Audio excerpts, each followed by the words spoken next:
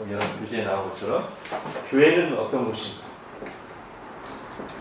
우리 교회론을 작년에도 했고 교회 처음 시작할 때도 했는데 교회란 무엇인가? 지금 이 고린도전서 문맥으로 하면 첫 번째는 부르심을 받은 자.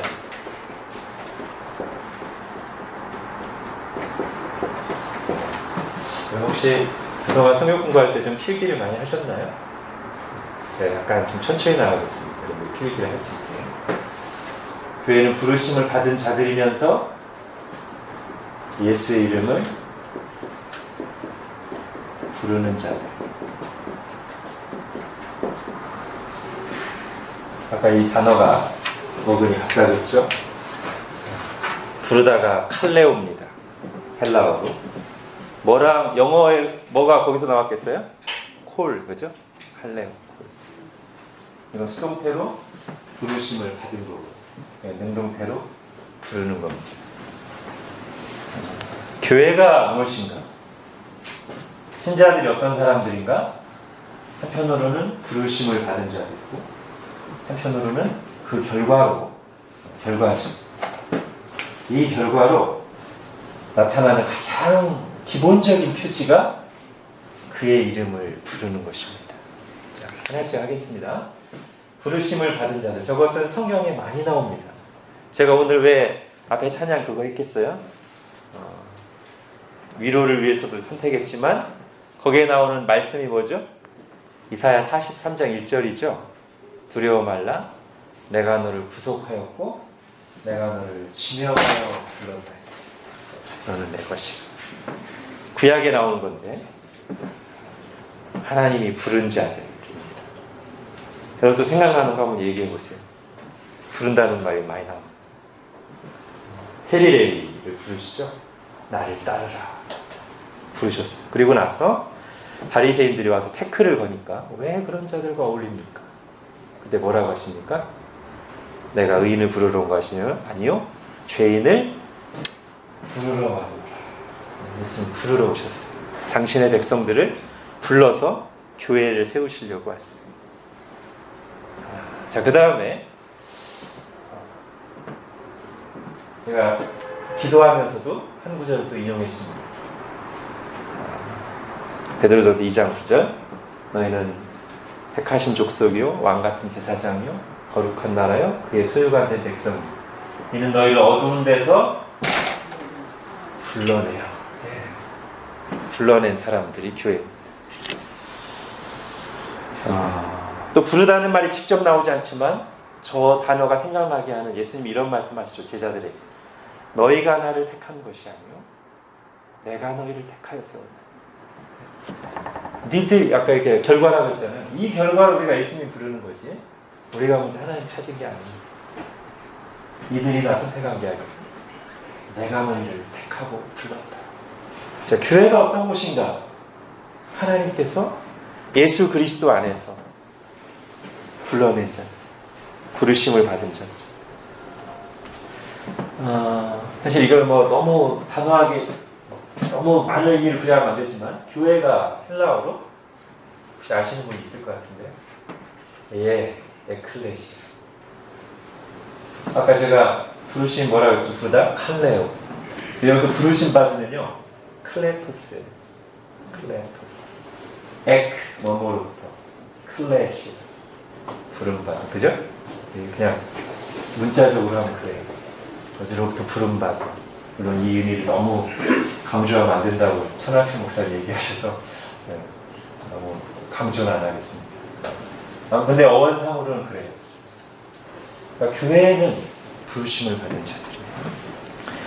자, 그러면서 하나님께 부르심을 받으면 은혜로 하나님의 것이 되며 예수 그리스도를 알게 되면 나타나는 가장 기본적인 표지, 예수 그리스도의 이름을 부르는 겁니다. 사실 정확히 하면 제 이만 쓰면 안 되고 C까지 있어요. 예수 그리스도의 이름을 부르는 자. 여러분 바울이 로마서에서요. 거기 이제 나오나요 혹시? 안 나오는 바울이 로마서에서 구원에 대해서 가장 간단하게 얘기한 게 이겁니다. 누구든지 주의 이름을 부르는 자는 구원을 받으리라. 여러분, 예수님의 이름을 부른다는 뜻이 뭔가 하면 두 가지로 성경 전체 문맥을 봤을 때 예수님의 이름을 부르는 자들을 교회라고 할 때 이게 무슨 의미인가 두 가지로 한번 생각해 볼 수 있겠습니다. 하나는 제가 이제 제의를 했다가 일부러 이걸로 바꾼 이유가 있어요. 예수 그리스도라고 부르는 순간 이게 이미 뭐예요? 신앙 고백이에요. 여러분, 예수님이 가이사랴 빌립보로 가시다가 제자들에게 너희는 나를 누구라고 하느냐? 그때 베드로가 멋진 대답을 해서 예수님이 기뻐하시잖아요. 그 대답이 뭐죠? 주는 그리스도시. 예수님 당신이 그리스도십니다. 이게 신앙 고백이란 말이에요. 그러니까 예수 그리스도라는 이 말 자체가 예수는 그리스도입니다라고 우리가 고백하는 말이니까 예수 그리스도의 이름을 부른다. 또는 주 예수 그리스도의 이름을 부른다. 이 말 자체가 신앙 고백.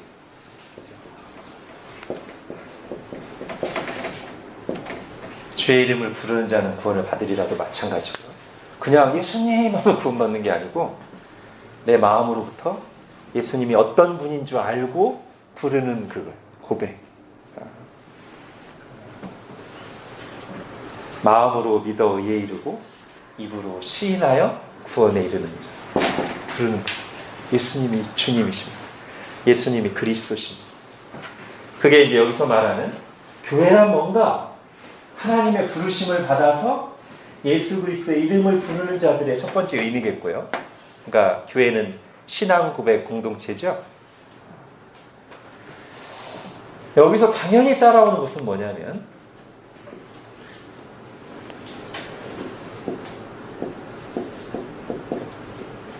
또는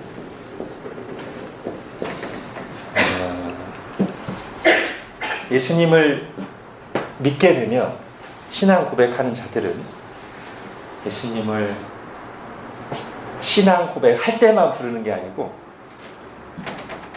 그 이름을 부르며 교제하게 됩니다. 자, 여기서 이제 아까 관찰한 것을 적용하면요. 여러분, 바울 서신을 보면 오늘 본문 좀 두드러지긴 하지만요. 거의 2, 3절에 한 번씩은 예수 그리스도 이름이 나옵니다. 오늘 본문은 특히 더 심해서 한 절 빼고는 예수 그리스도 이름이 계속 나옵니다. 바울은요. 입만 열면 예수 그리스도. 예수 그리스도. 바울이 맨 처음 우리에게 알려진 사역을 한 곳이 안디옥이지 않습니까? 안디옥에서 신자들이 얻은 별명이 뭐죠? 그리스도인. 왜 그런 별명을 얻었을까요? 제가 이건 뭐 이미 여러 번 했습니다만 주변의 이방인들이 볼 때, 안 믿는 사람들이 볼 때 매번 얘기하는 거예요. 전도하고 찬양하고 자랑하고 계속 예수 그리스도를 얘기해요. 예수 그리스도를 계속 불러요. 아우, 저 그리스도쟁이네. 그죠? 오늘 9절도 보겠습니다. 오늘 9절 같이 읽겠습니다. 시작. 너희를 불러 그의 아들 예수 그리스도 우리 주와 더불어 교제하게 하시는 하나님은 이쁘시도다. 아멘. 암송하고 싶은 구절입니다. 너희를 불러 그의 아들 예수 그리스도 우리 주와 더불어 교제하게 하시는 하나님은 신실하시도다. 교제하면서 부른다는 거예요. 예수님의 이름을. 예수님, 주님 찬양합니다. 주님 도와주세요. 주님의 이름으로 기도합니다. 예수 그리스도의 이름을 부르는 거예요.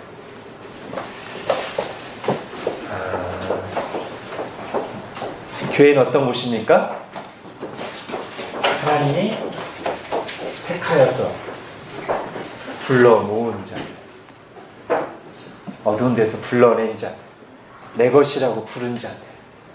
그래서 그 결과로 예수 그리스도의 이름을 신앙 고백으로 예수가 그리스도십니다.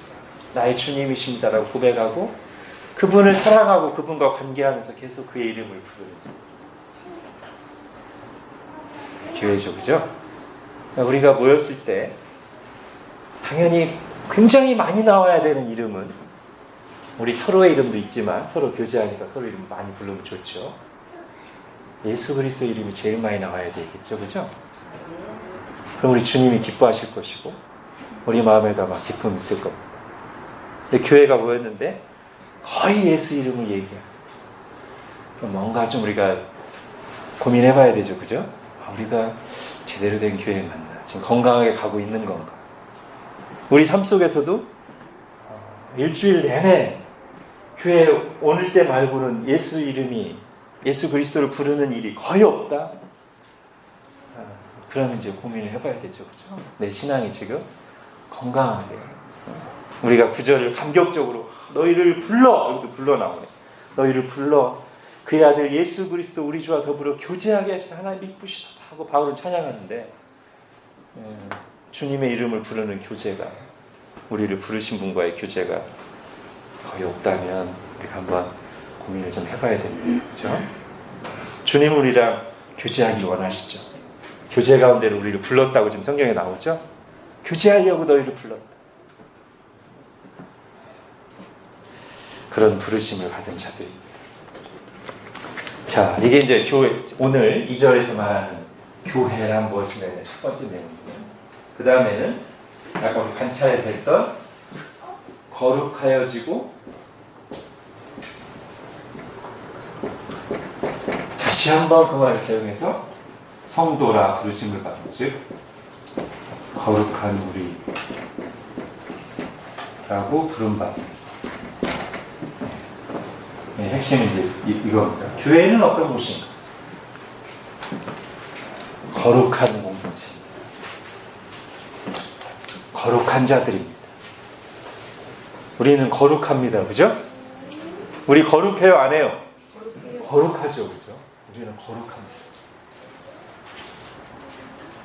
서로에게 그렇게 말할 수 있어야 되고, 그죠? 당신은 거룩한 신자. 부담스러워할 게 아니고 감격하면서 말해요. 당신은 거룩한 신자. 우리 가은이는 거룩한 하나님이죠. 너무 감격했어요. 자, 저 거룩은 제가 뭐 이미 몇 번 했죠. 그래서 간단하게만 하고 가겠습니다.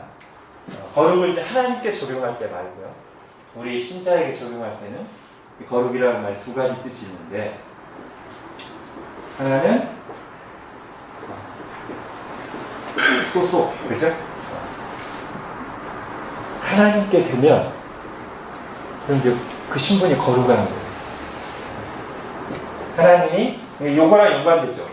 하나님이 이 세상 가운데서 선택해서 너는 쟤들이랑 다르게 구별해서 내가 너희만 불러냈어. 그래서 너희는 더 이상 세상 소속이 아니라 나에게 속했어. 이 의미예요. 거룩의 첫 번째 의미가 하나님이 자신을 위해 또는 자신에게 속한 자들로 구별해냈다. 다른 사람들하고 다르게 대하신다. 소속, 신분. 그러면서 또 성경에 많이 나오는 우리가 부담스러워하는 거룩은 상태, 그죠? 도덕적인 걸 말하는 거죠. 죄가 없는, 죄와 싸우는, 죄를 미워하는, 죄를 거스르는 그런 거룩. 거룩의 기본 의미가 구별이지 않습니까? 다르다지 않습니까? 세상과 다른 죄와 구별된 이 둘이 분리되지가 않아요.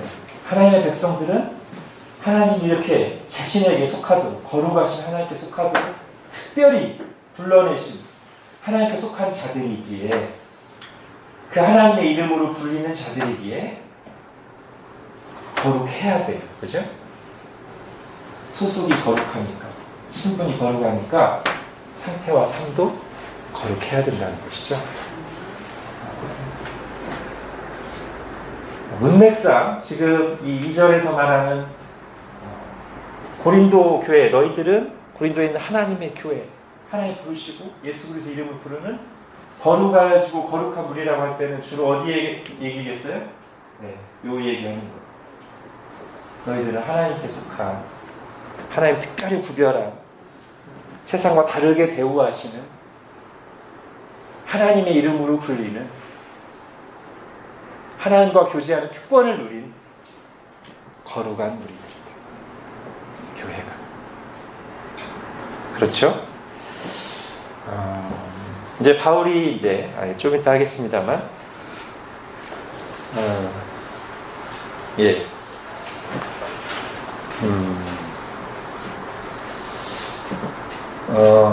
이 인사말 속에는요, 고린도전서뿐만 아니라 사실은 다른 서신서들을 봐도 바울이 인사말 단계부터 이미 메시지를 내포하고 있어요. 그러니까 그 교회의 상황, 그 뒤에 어떤 말 할지를 다 마음에 담은 상태로 염두에 둔 포석으로 인사말을 하는 거예요. 바울이 보면. 그러니까 이것도 우리가 그렇게 생각할 수 있어요. 교회에 대해서 여러 가지로 정리하고 표현하는 게 가능하지 않습니까? 근데 바울이 특히 길게 2절에서 교회가 어떤 곳인지를 이런 단어를 써서 말하는 이유가 분명히 있는 거예요. 지금 교회를 이렇게 정의하는 것에서부터 바울이 고린도 교회의 현실을 생각하면서 말하고 싶은 바가 여기 많이 내포되어 있어요. 그래서 그걸 한번 찾아보려고 합니다. 이거는 간단하게 한 것 같아요. 우리가 고린도 교회가 굉장히 도덕적으로 타락하고 문란하고 영적 질서가 흐트러져 있는 상태가 좋지 않은, 거룩하지 않은 상태라는 걸 잘 알고 있죠? 그러니까 그래서 이렇게 두 번 쓴 거예요. 너희는 거룩한데, 이런 자들인데 이게 같이 가야 되는데 그렇지 못하니까 이제 바울이 이 얘기를 하기 전에 너희는 거룩해, 이걸 한번 얘기하는 거고요. 이 부분을 좀 더 많이 보겠습니다. 왜 또 이런 말을 할까요? 교회를 말할 때 이 칼레오라는 말을 써서 교회는 부르심을 받은 자들이고 하나님께, 그리고 예수 그리스도를 부르는 자들이다. 이 말을 하는 것은 고린도전서의 어떤 상황과 연결되겠는가? 사실 우리 앞에 한 1, 2, 3장만 좀 가도 어렵지 않게 발견할 수 있습니다. 1장에 이제 다음에 좀 자세히 하겠습니다. 어떤 내용이 나오죠? 막 이제 시작하자마자 고린도 교인들이 나는 바울에게 속했다, 나는 아볼로에게 속했다, 나는 게바에게 속했다. 하나님이 부르는 하나님 소속인데, 하나님이 부르신 하나님 소속인데 이 사람들이 나는 바울에게 속했다, 나는 아볼로에게 속했다, 나는 게바에게 속했다. 누구를 불러요? 네, 사역자들의 이름을 불러요. 예수 그리스도의 이름을 불러야 되는데 사역자들의 이름 부르고 자기들이 마치 그 사역자들에게 소속된 것처럼 말한 말이죠. 우리 한번 1장 12, 13절 보겠습니다. 이게 바울이 그것에 대해서 아주 질타를 하는 거예요. 1장 12, 13절 같이 한번 읽겠습니다. 의미를 생각하면서 시작. 내가 이것을 말하거니와 너희가 각각 이르되 나는 바울에게, 나는 아볼로에게, 나는 게바에게, 나는 그리스도에게 속한 자라 한다는 것이니 그리스도께서 어찌 나뉘었느냐?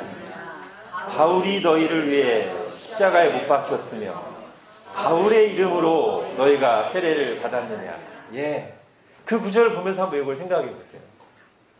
아니, 너희는 하나님이 불러서 하나님 소속인데 왜 바울 소속, 게바 소속, 아볼로 소속이라고 하며 교회란 어떤 곳이냐, 신자란 어떤 곳이냐, 예수 그리스도의 이름을 부르는 자들인데 왜 바울의 이름으로 너희가 세례받았냐? 바울이 너희를 위해 십자가에 못 박혔냐? 이렇게 얘기하는 거죠, 바울이. 그래서 이제 교회를 저렇게 규정하는 거예요.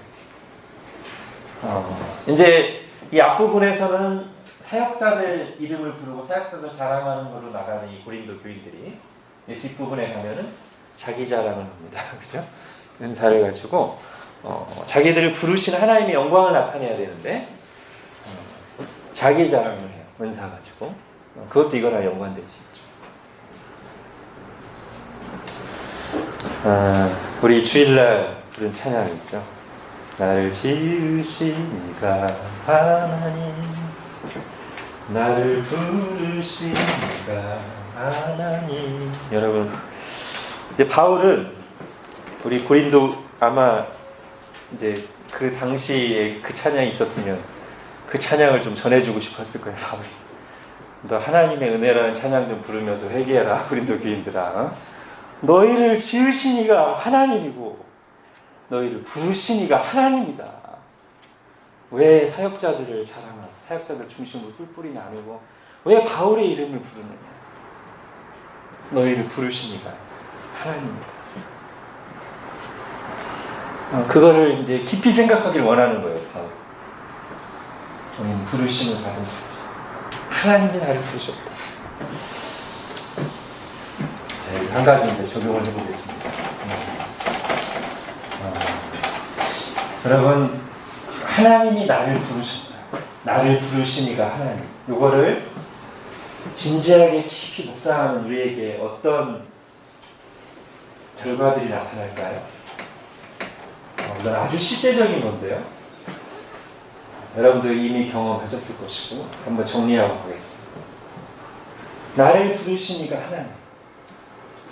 이거를 우리가 진지하게 묵상하고 적용하면 대략 세 가지, 더 많을 수 있는데 제가 정리한 겁니다. 세 가지.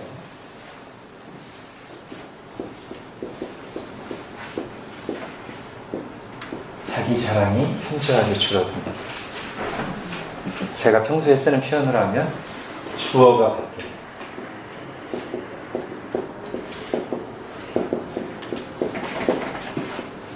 나에서 하나님. 나를 부르신 이가 하나님.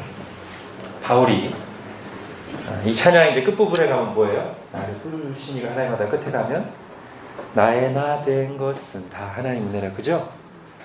바울이 그 얘기라고요. 뭘 해도 예수 그리스도로 가요. 뭘 해도 하나님께 영광. 막 메시지 전하다가 갑자기 하나님 찬양해. 바울. 뭐 그분은 어떤 분이시다. 아멘. 그죠? 하나님이 나를 부르셨다. 이걸 막 묵상하면 자기 자랑이 현저하게 줄어들고 나에 대해서 자꾸 그렇게 말하는 것보다 하나님을 많이 말해요. 나를 부르신 하나님. 그분의 은혜를 자랑하요. 자기 자랑이요. 그렇죠? 우리가 경험하는 거죠. 두 번째는 나를 부르신 이가 하나님. 이것을 깊이 묵상하면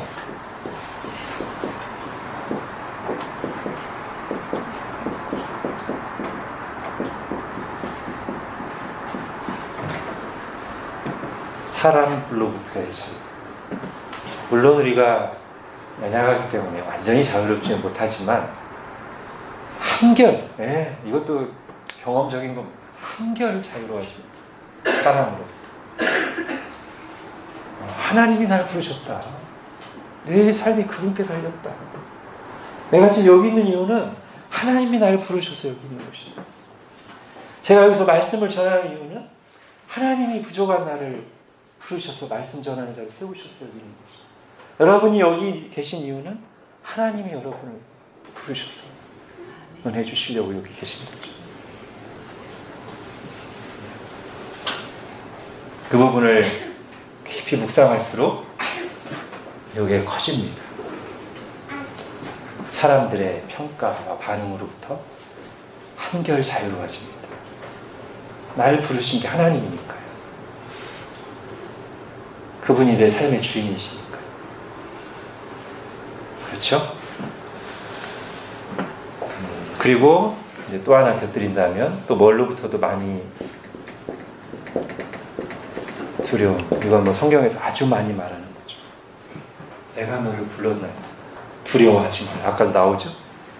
두려워 말라. 내가 너를 구속하고 내가 너를 지명하여 불렀나니 넌 내 것이다. 그러니까 두려워하지 마라. 우리가 그것을 진지하게 묵상하고 할수록 두려움으로부터 자유. 물론 우리는 또 그러고서 또 다시 사람의식하고 또 뭐 두려워하지만 확실히 있습니다. 그 다음에 세 번째예요.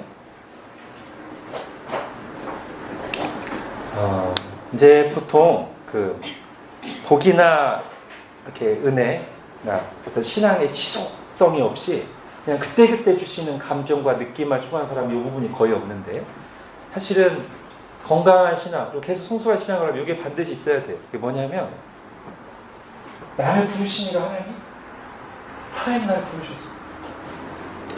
왜?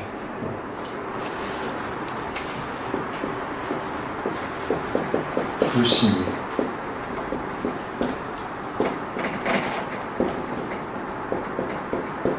이거를 깊이 생각하다 보면 여기에 가게 되고요. 이렇게 갈 때 우리 신앙이 파편화된 신앙이 아니라 어떤 일관된 하나님과 동행하는, 하나님의 뜻에 초점을 맞춘 그런 신앙이 돼요. 왜 하나님이 나를 부르셨는가? 나같이 이렇게 연약하고 부족한 죄인을 왜 부르셨는가? 주님 왜 나를 구원하셨는가? 거기까지 가야 돼요. 반드시. 그죠? 그래야 우리 신앙이 정상 궤도를 찾게 돼요. 이런 하나님이 우리 분명히 목적이 있으셔서 부르셨는데 이 부분을 거의 생각하고 그냥 그때그때 힘들 때만 하나님 찾고 또 잊어버리고, 감정적으로만 잠깐 이렇게 고양됐다가 또 잊어버리고, 이렇게 하면 그 신앙이라는 것은 굉장히 파편화되고 성장이 잘 안 돼요. 여기로 가요. 신자란 부르심을 받은 자들인데, 교회란 부르심 받은 자들의 공동체인데 왜 부르셨는가? 우리 교회가 지금 왜 여기 있는가? 왜 하나님이 우리를 불러서 여기서 교회를 이루게 하시는가? 우리 교회를 향한 하나님의 뜻은 무엇인가? 교회는 어디로 가야 되는가? 주님 우리에게 뭘 원하시는가? 그죠? 잘 적어놓으시고요. 성경 공부가 끝난 뒤에도 다시 한번 또 생각해 보시기 바랍니다. 나를 부르시니가 하나님이라는 말 속에서 이런 적용이 나와야 됩니다.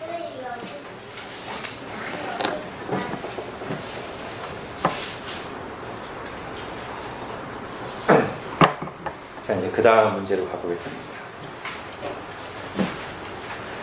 자, 아까 우리 관찰에서 살폈던 것처럼 부르심을 받은 이라는 똑같은 표현이 클레토스가 1절에도 나오고 2절에도 나와요. 1절에서는 바울 자신에 대해서 말하고 사도로 부르심을 받은 나 바울, 그죠? 2절에서는 고린도 교회를 가리켜서 성도라 부르심을 받은 너희들, 이렇게 말합니다. 그래서 이렇게 똑같은 표현을 이제 의도적으로 같은 표현을 쓴 것이라면 바울은 이것을 통해서 어떤 말을 하고 싶은 걸까?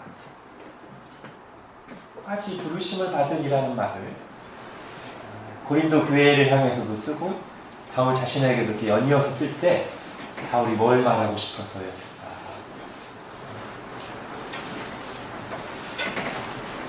고린도전서의 문맥을 보면 일단 한번 찾아보겠습니다. 거기 있죠? 고린도전서 9장 1절 2절.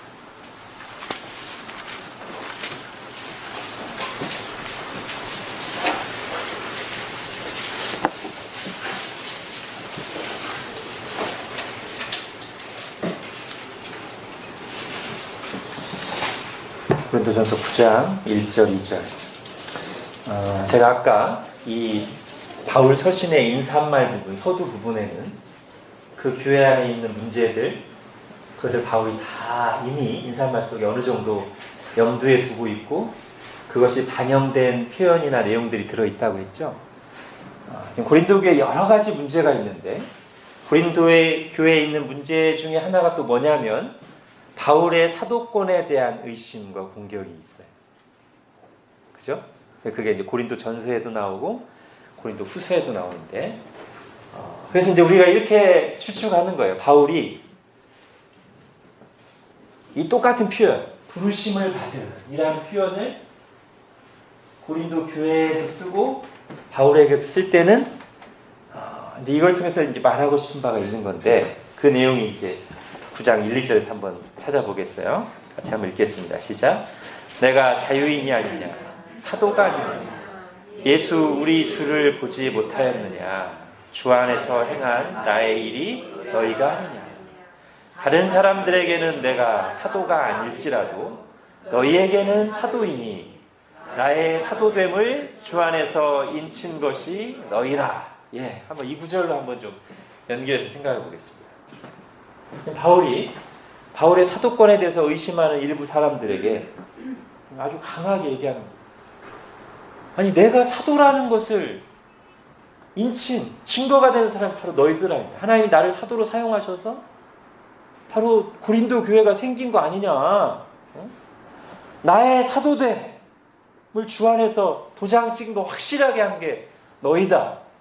그렇다면 그런 너희가 하나님의 부르심을 받은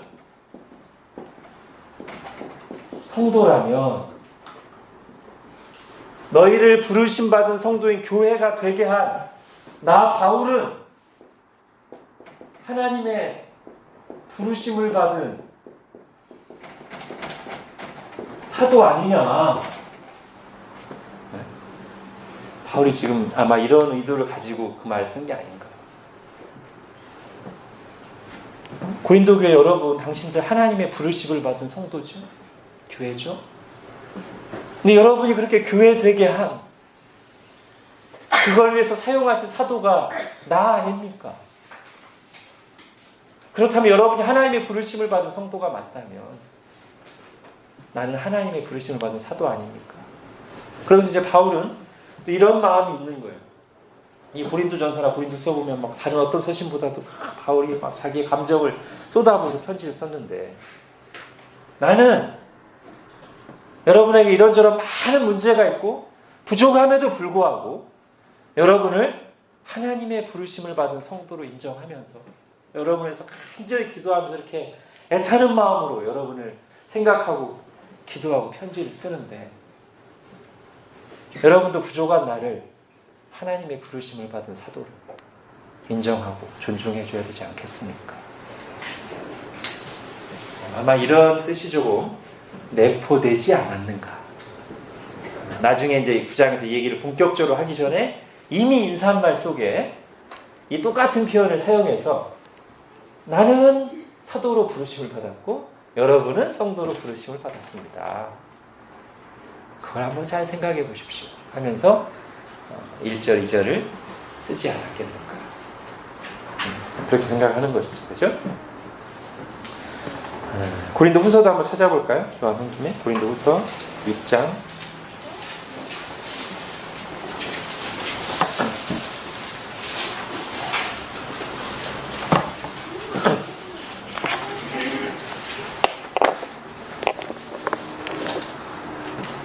고린도 후서 6장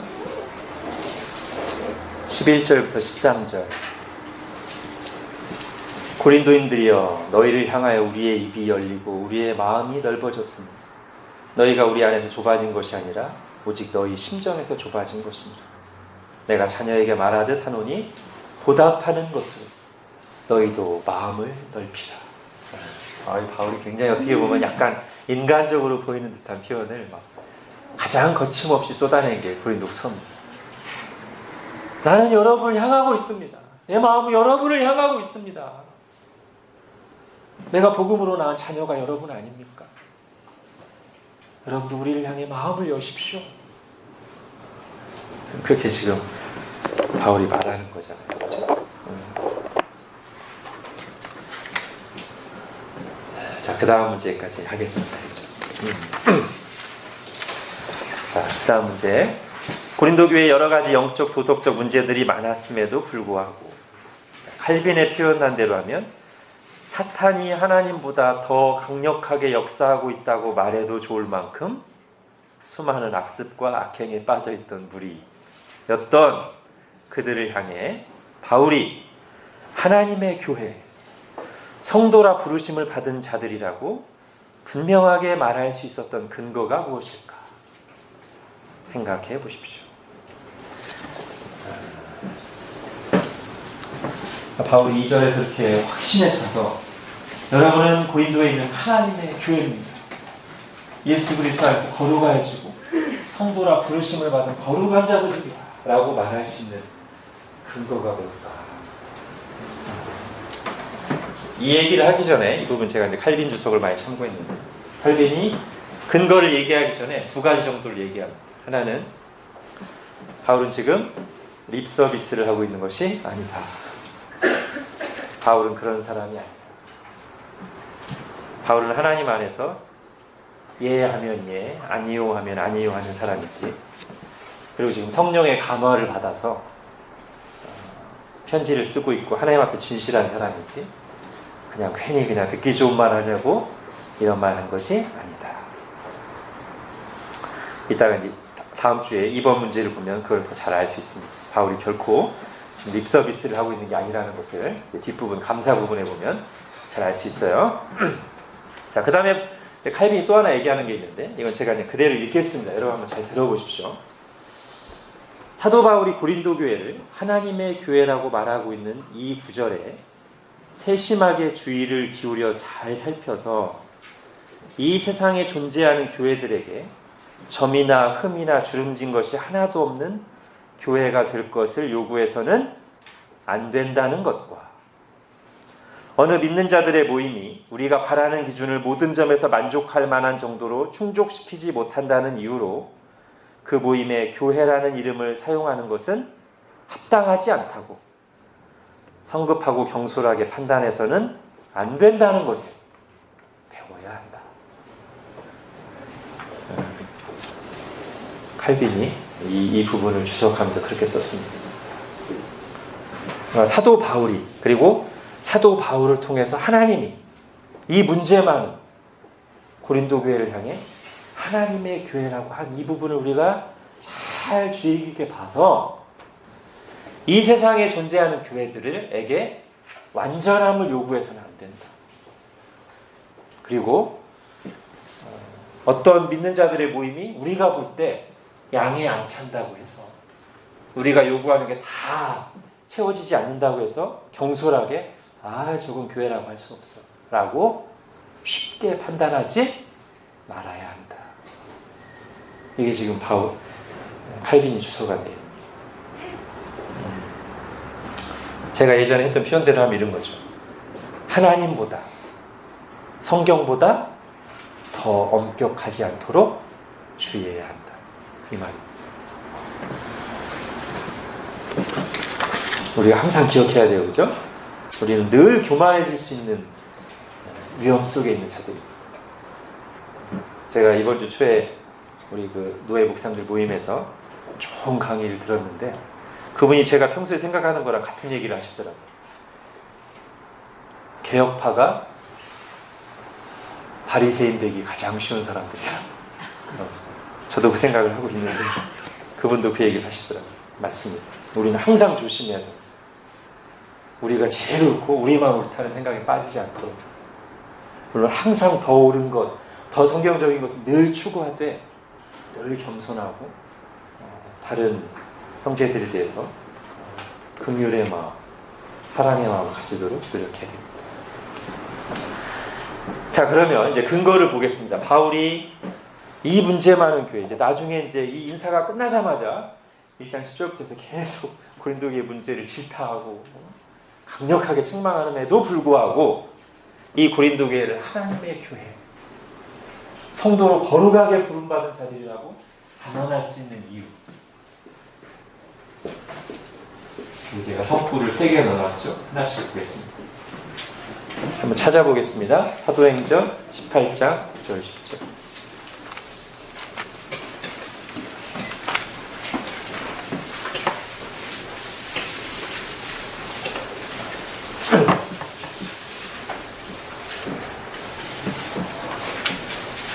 자, 사도행전 18장 9절 10절. 여러분이 한번 읽어주시죠. 같이 읽겠습니다. 시작. 아내님께서 환상 가운데 바울에게 말씀하시되 두려워하지 말며 침묵하지 말고 말하라. 내가 너와 함께 있으니 어떤 사람도 너를 대적하여 회복하지 없을 것이니 이는 이 성 중에 내 백성이 많으리라 하시더라. 예, 이미 아시듯이 사도행전 18장은 바울이 고린도에서 사역할 때 얘기예요. 그때 이 헬라 사람들 언변이 너무 좋고 방탕하고 또 박해까지 오는 이런 상황에서 하나님 환상 가운데 나타나셔서 말씀하셨는데 굉장히 결정적인 말씀하셨어요. 이 성 중에 내 백성이 많다. 이 교만하고 이 방탕하고 너를 힘들게 하는 사람들이지만 이 고린도에 내 백성, 내가 부른 자들, 내가 창세전에 택한 자들, 내가 예수 그리스도의 피로 값주고 산 자들이 이 성에 많이 있다. 바울이 이 말을 직접 들었단 말이에요. 그런데 어찌 바울이 고린도 교회를 향해서 하나님의 교회라는 말하기를 주저할 수 있겠습니까? 여러분, 우리의 감정보다 하나님의 말씀이 중요하죠. 우리의 상황보다 하나님의 말씀이 중요합니다. 지금 고린도 교회를 보면 바울이 아주 감정이 상했을 수 있고 바울조차도 이게 교회인가 할 수 있지만 이미 하나님이 내 백성이 많다라고 말씀하셨어요. 자, 그 다음에요. 고린도전서 2장으로 가보겠습니다.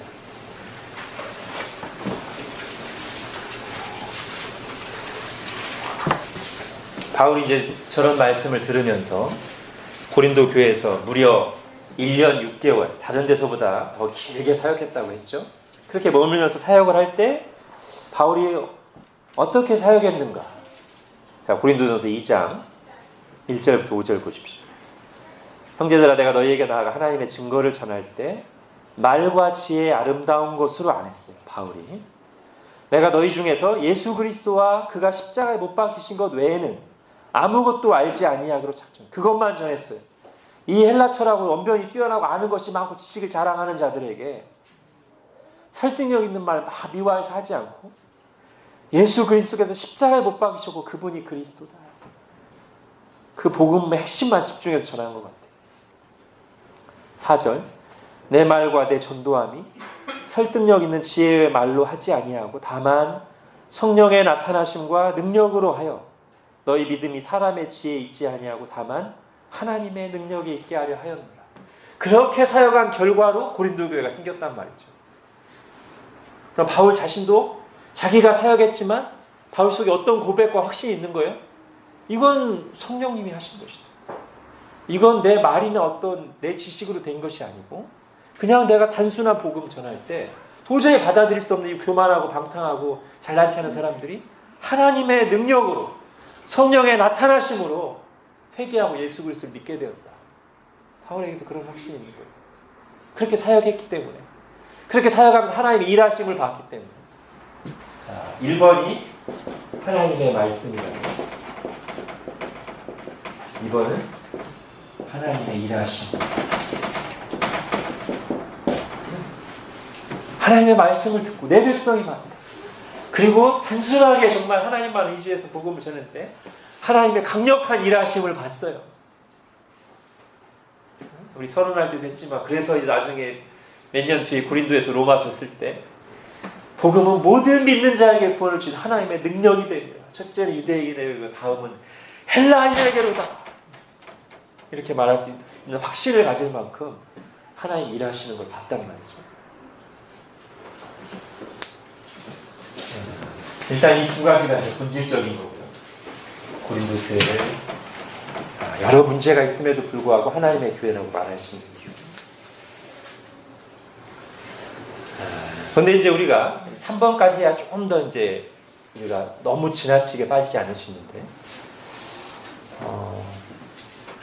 우리 종교 개혁자들이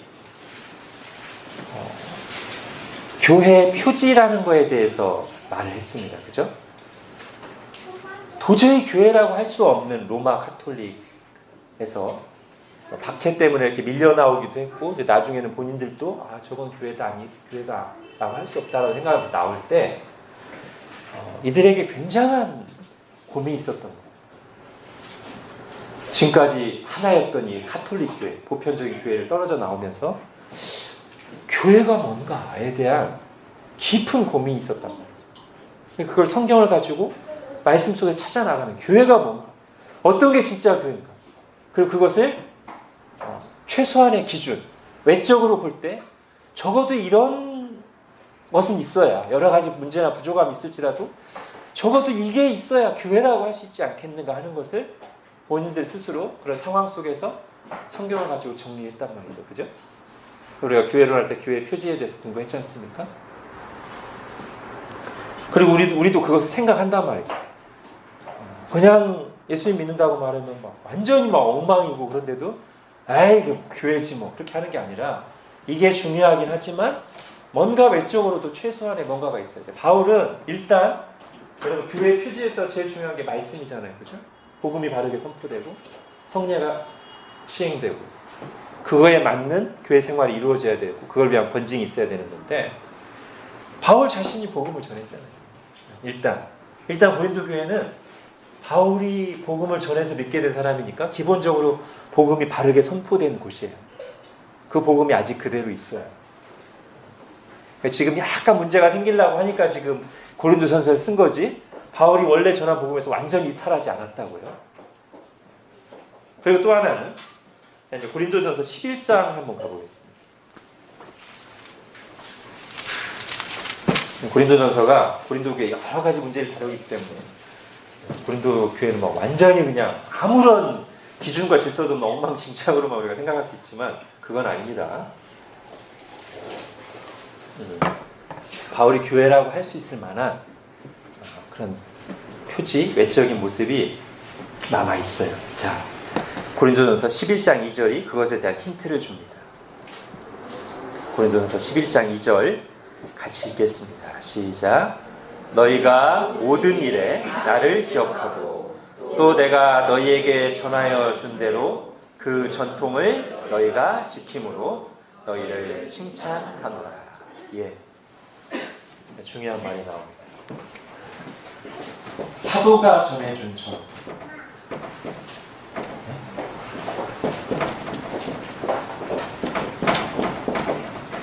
다른 말로 하면 이렇게 말할 수도 있겠죠. 사도적 전통. 이거를 또 거의 비슷한 말로 하면